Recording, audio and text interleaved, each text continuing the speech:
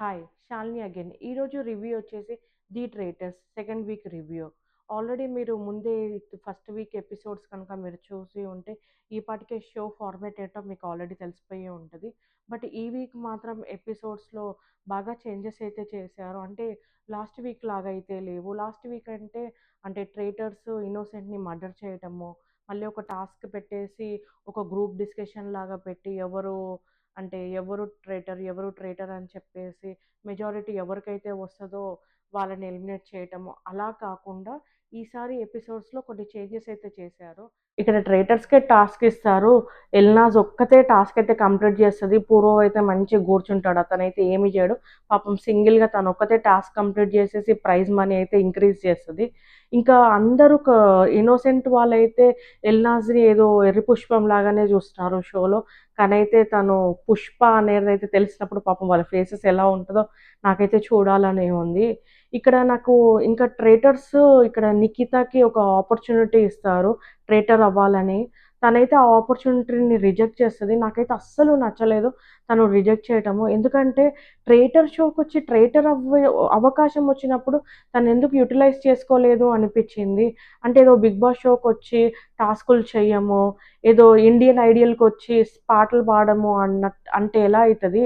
Traitor షోకొచ్చినప్పుడు traitor అయ్యే opportunity అంటే చాలా బిగ్ ఆపర్చునిటీ. తనెందుకో ఈ ఆపర్చునిటీని యుటిలైజ్ చేసుకోలేదనిపిచ్చింది. అండ్ తను ఫస్ట్ ఎపిసోడ్స్‌లోనే ఎలిమినేట్ అయిపోతే బావుండేదనిపిచ్చింది. తనైతే పెద్దగా ఏమీ అయితే చెయ్యట్లేదు ఈ షోలో అయితే. నాకైతే తను కొంచెం యూజ్‌లెస్సే అనిపిస్తుంది. పెద్దగా అయితే ఏమీ లేదు తనది. ఇంకా నాకు నచ్చని వాళ్ళు ఈ షోలో బానే ఉన్నారు. ఒకళ్ళైతే ఊర్ఫి. తనెందుకో నాకు ఫస్ట్ నుంచే ఎందుకో తన పైన నాకు గుడ్ ఇంప్రెషన్ అయితే లేదు. ఈ షోలో తనని చూడగానే అంతేం ఇంట్రెస్టింగ్ ఏం చూడలేదు. అలా అని పర్సనల్ ఒపీనియన్ ఏం చెప్పట్లేదు. ఈ షోలో చూసిందే చెప్తున్నాను. తనెందుకో కొంచెం ఇరిటేటింగ్‌గా అనిపిచ్చింది. అంటే నేను ట్రైటర్‌ని కాదు.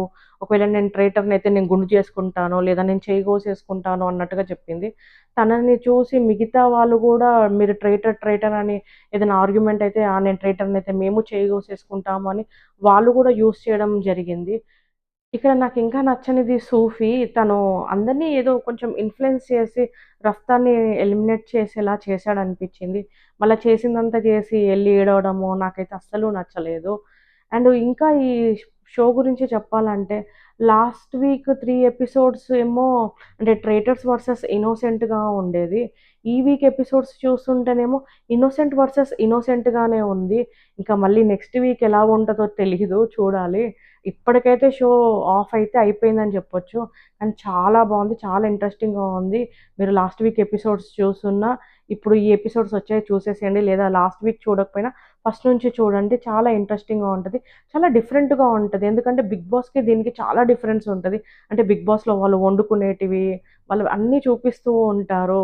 అంటే వాళ్ళకి లిమిటెడ్ రాషన్ రావటం అదని. ఇక్కడైతే వాళ్ళకి అలా అస్సలు కాదు. లగ్జరీ ఫుడ్ ఉంటది. వాళ్ళు టాస్కులు చేయాలన్నా కూడా కార్‌లలో ఎళ్లి టాస్కులు చేసి మరీ వస్తారు. సో, కొంచెం డిఫరెంట్. 'బిగ్ బాస్‌కి' దీనికి చాలా డిఫరెంట్‌గా ఉంటది. సో, చూసేయండి షో అయితే చాలా బావుంది. Thank you so much.